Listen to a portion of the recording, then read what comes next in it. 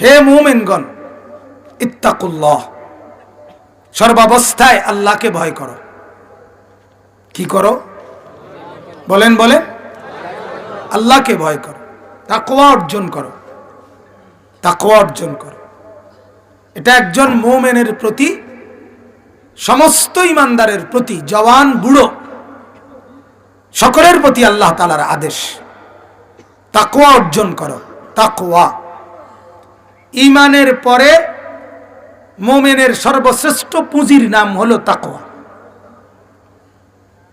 আমার পরিচয়, আপনার পরিচয়, এখানে আমরা যারা বসছি আমাদের পরিচয় আমরা মুমিন, আলহামদুলিল্লাহ, ঈমানদার। এখন আমাদের সবচেয়ে বড় পুঁজি, সম্পদ, অর্জন, এটার নাম হলো তাকওয়া। তাকওয়া। আল্লাহ তাআলা বলেন, ঈমান আর তাকওয়া এই দুইটা আমারে বুঝাইয়া দিবা, আমার জান্নাত আমি তোমারে বুঝাইয়া দেব। ভিসা আর পাসপোর্ট দেখাবা, ইমিগ্রেশন পার করে দেব। ঈমান আর তাকওয়া দেখাইবা, আমি আল্লাহ তাআলা জান্নাত দিয়ে দেব। কোরআনুল কারীমে আল্লাহ তাআলা বলেন, উইদ্দাত লিল মুত্তাকিন, আমি আল্লাহ তাআলা জান্নাত বানিয়েছি মুত্তাকিদের জন্য, তাকওয়াওয়ালাদের জন্য। তাকওয়া কি জিনিস? তাকওয়া মৌলিকভাবে তিন কথা। এক, তারকুল মুনকারাত, আল্লাহ তাআলা যা নিষেধ করেছেন তা ছেড়ে দেওয়া। ফি'লুল খায়রাত, আল্লাহ তাআলা যা করতে বলেছেন তা করতে থাকা। এবং সর্ব অবস্থায় কলিজার ভেতরে আল্লাহ তাআলার ভয় রাখা, এটাই তাকওয়া। সারাক্ষণ খেয়াল করা, আমাকে আল্লাহ দেখতেছে। কে দেখতেছে? আল্লাহ দেখতেছে। আল্লাহ তাআলা নবীজি সাল্লাল্লাহু আলাইহি ওয়াসাল্লামকে কোরআনে বলেন, আল্লাযী ইয়ারাকা হিনা তাকুম, নবী আপনি যখন নামাজে দাঁড়ান আমি আল্লাহ সরাসরি এই দুই চোখে, কুদরতি চোখে আপনাকে দেখি। ওয়া তাকাল্লুবাকা ফিস সাজিদিন, আল্লাহ তাআলা বলেন আপনি যখন আমার নামাজি বান্দাদের সাথে উঠা বসা করেন, চলাফেরা করেন, আমি আপনাকে দুই চোখে আমি দেখি। কি করেন, কোথায় চলেন, কোথায় বসেন, কার সঙ্গী হন, আমি দেখি। এই যে আল্লাহ তাআলাকে এটা মনে করা যে আল্লাহ আমাকে দেখছেন, দেখছেন। আমি 24 ঘন্টা আল্লাহ তাআলার নজরে। কার নজরে বলেন? ইন্নাল্লাহা লা ইয়াখফা আলাইহি শাইউন ফিল আরদি ওয়ালা ফিস সামা, আল্লাহ তাআলা বলেন 7 তবক জমিনের নিচে, 7 আসমানের উপরে কোনো কিছু নাই আমার গোপনে। আমি আল্লাহর আড়ালে 7 তবক জমিনের নিচে যেই পিঁপড়া হাঁটে, 7 আসমানের উপরে যেই ফেরেশতা হাঁটে, আল্লাহ তাআলা বলেন উভয়কেই আমি সমান চোখে দেখি। আল্লাহ তাআলা বলেন, আমি তাড়াতাড়ি বলতেছি শুধু ব্যাখ্যা ছাড়া। আল্লাহ তাআলা বলেন ওয়া হুয়া মাআকুম আইনামা কুনতুম, আমার বান্দা তুমি যেখানেই থাকো না কেন আমি কিন্তু তোমার সাথেই আছি। আল্লাহ তাআলা বলেন ইয়ালামু খাইনাতাল আয়ুন ওয়া মা তুখফিস সুদূর, আমার বান্দা চোখ সামনের দিকে রাইখা ডানে বামে বাঁকা চোখে তুমি যা দেখো আমি আল্লাহ তাআলা কিন্তু তা পুরাপুরি জানি। চোখ তো সামনে, কেউ বোঝে নাই, বাঁকা চোখে তুমি রাস্তার পাশের নারী মহিলা তাকে দেখছ, চোখ ঘুরাও নাই আর কি, এমনি চাও নাই আর কি, একটু ঘুরে চাইছো আর কি, তাকায় টেরা চোখে। আল্লাহ তাআলা বলেন মানুষ না বুঝলে কি হবে, আমি বুঝেছি,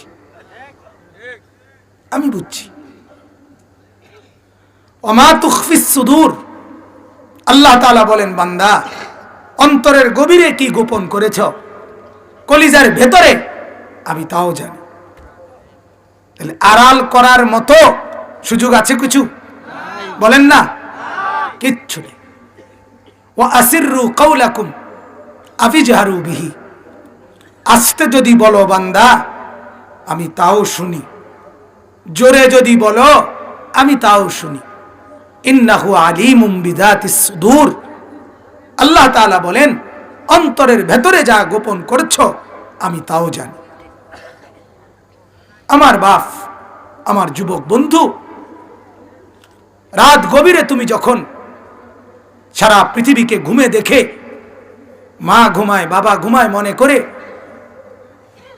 গ্রামবাসী পাড়া পড়শি ঘুমায় মনে করে, তুমি যখন একাকী রাত নিশীতে মোবাইল খুলে উলঙ্গ ছবি দেখো, নাচ দেখো, অশ্লীল নর্তকীর সিনেমা দেখো, জিনা আর ব্যভিচারের দৃশ্য দেখো, আরশে আজিম থেকে আল্লাহ তাআলা তখন বলে আনিস আমি কিন্তু জেগে আছি, আমি ঘুমাই নাই, আমি কিন্তু দেখতেছি। আলাম ইয়ালাম বিআন্নাল্লাহা ইয়ারা, আল্লাহ তাআলা বলে জানো আমি কিন্তু সারাক্ষণ তোমাকে দেখি, সারাক্ষণ সারাক্ষণ, আমি ঘুমাই না, আমি তন্দ্রাও যাই না। লা তাখুযুহু সিনাতুম ওয়ালা নাওম, আমার ঘুমও নাই, আমার তন্দ্রাও নাই। আমা মাসসানা মিন লুগুব, আমাকে ক্লান্তি বিরক্তি স্পর্শ করে না। আফ্রিকার গহীন জঙ্গলে যেই গাছের পাতা পড়ে আমি রব্বুল আলামিন তাও জানি। সাগরের গহীন তলদেশে যেই মাছ নড়ে আমি আল্লাহ তাআলা তাও জানি। অতএব বাপ, তুমি আল্লাহকে আড়াল করতে পারো না, আল্লাহকে আড়াল করতে পারো না। গোটা পৃথিবীকে ফাঁকি দিয়ে অথবা চোখে দেখিয়ে কোনো লাভ নাই। লক্ষ্য করা দরকার আল্লাহকে না দেখানো, আল্লাহকে না দেখানো, আল্লাহকে না দেখানো। আর এটা সম্ভব না। সম্ভব? কথা বলেন না। আল্লাহকে না দেখানো সম্ভব? সম্ভব। আবারও বলছি যুবক নজর দাও, ভাইয়া তুমি তোমার সঙ্গীর দিকে তাকাইও না, আমার দিকেই তাকাও। এজন্য বললাম দিলের মধ্যে কথার ইস্তেহদার, এই কথার উপস্থিতি যে আমি আল্লাহ তাআলার নজরে আছি, আমি আল্লাহ তাআলার নজরে আছি। মালিক চাইলে আমাকে যখন তখন দুর্বল করে দিতে পারেন, অচল করে দিতে পারেন। আমি আল্লাহ তাআলার নজরে আছি। আল্লাহকে আড়াল করার এক সেকেন্ড সুযোগ নাই। এই কথাইটা দিলে আনা, আল্লাহকে ভয় করা, আল্লাহকে ভয় করা। আল্লাহ তাআলা কোরআনে বলছে বান্দা তোমাকে আমার কাছে ফেরত আসতে হবে, এবং হাদিসে নবীজি বলছে ইন্নাল্লাহা সায়ুকাল্লিমুহু, হাসরের ময়দানে আল্লাহ তাআলা প্রত্যেকটা বান্দাকে একজন একজন করে, ফারদান ফারদান, একজন একজন করে, আকুল্লুহুম আতিহি ইয়াউমাল কিয়ামাতি ফারদা। আল্লাহ কোরআনে বলছে একজন একজন করে কিয়ামতের দিন আসতে হবে, আমি আল্লাহর সামনে দাঁড়াইতে হবে। আর আল্লাহ তাআলা বলেন ইন্নাল্লাহা সায়ুকাল্লিমুহু, আল্লাহ তাআলা তার প্রত্যেকটা বান্দার সাথে কথা বলবেন। লাইসা বাইনাহু ওয়া বাইনাহু তারজুমান, আল্লাহর মাঝে আর ওই বান্দার মাঝে কোনো পার্থক্য, কোনো দোভাষী থাকবে না। আল্লাহ তাআলা নিজেই বলবেন আমল নামা ধরে ধরে, লিমা ফাআলতা হাদা, আমার বান্দা এটা কেন করলা, লিমা তারাকতা হাদা, আমার বান্দা এটা কেন ছাড়লা। এই আমার বান্দা বছরের পর বছর ফজরের নামাজের সেজদা কেন দিলা না। এই আমার বান্দা রাতের পর রাত উলঙ্গ ছবি কেন দেখলা না। লিমা বলো, কেন কেন কেন বলো। সেদিন দোস্ত তুমি কি বলবা, আমি কি বলবো, বলো ভাই,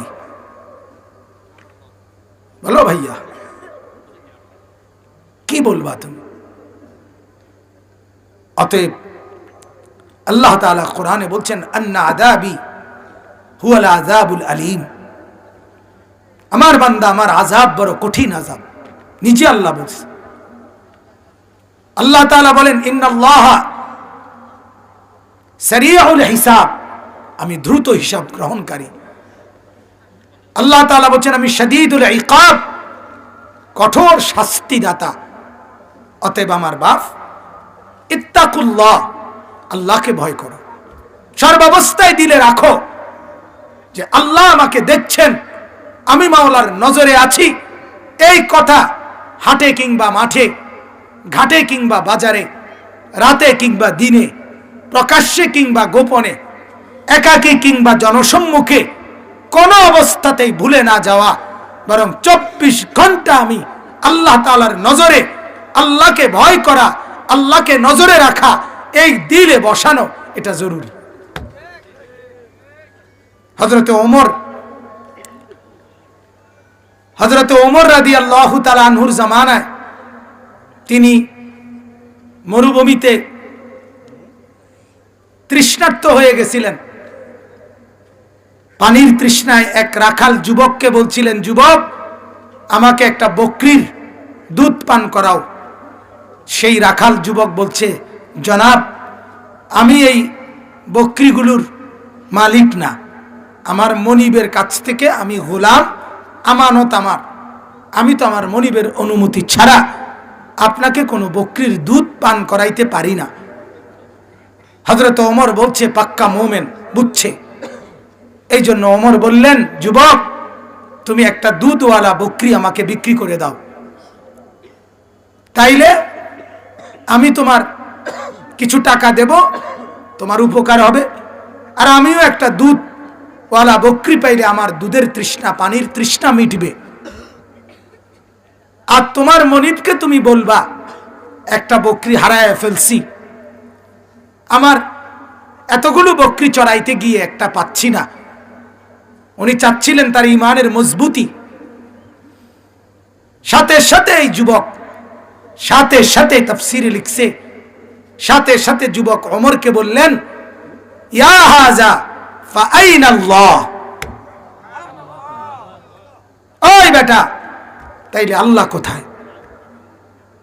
আল্লাহ কোথায়?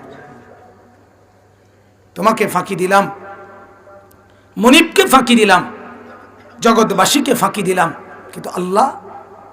এই বুঝা গেল জঙ্গলের গহীনে একাকী যুবক কাকে মনে রাখছে? কথা বলেন না, কাকে ভয় করছে? আল্লাহকে। রাতের গভীরে হযরত ওমর রাদিয়াল্লাহু তাআলা আনহু, তিনি রাত্রিবেলা হাঁটতেন মানুষের বাড়ি ঘরের পাশে, কারো বিপদ, কারো অসহায় অবস্থা দেখতেন। একদিন রাত গভীরে শুনতেছেন এক ঘরের কোনায় এক বৃদ্ধা মা, বুড়া মা, তার মেয়েকে বলতেছে, মা, যেই বকরির দুধ দহন করলাম সেগুলোতে কিছু পানি মিশিয়ে দাও, তাইলে আমরা কিছু ভালো দাম পাবো, বেশি দাম পাবো। মেয়েটা বলতেছে, মা, আমিরুল মুমিনিন ওমর নিষেধ করছে দুধে পানি মেশাইতে।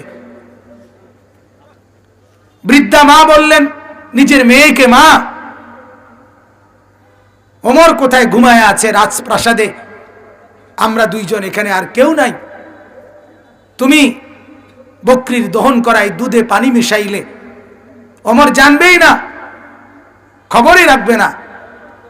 তখন ওই মেয়েটা বলছে, মা, ওমর যদিও ঘুমায় আছে, ওমরের মনিব যিনি আল্লাহ, তিনি তো কখনো ঘুমায় না, তাকে ফাঁকি দেব কেমনে মা?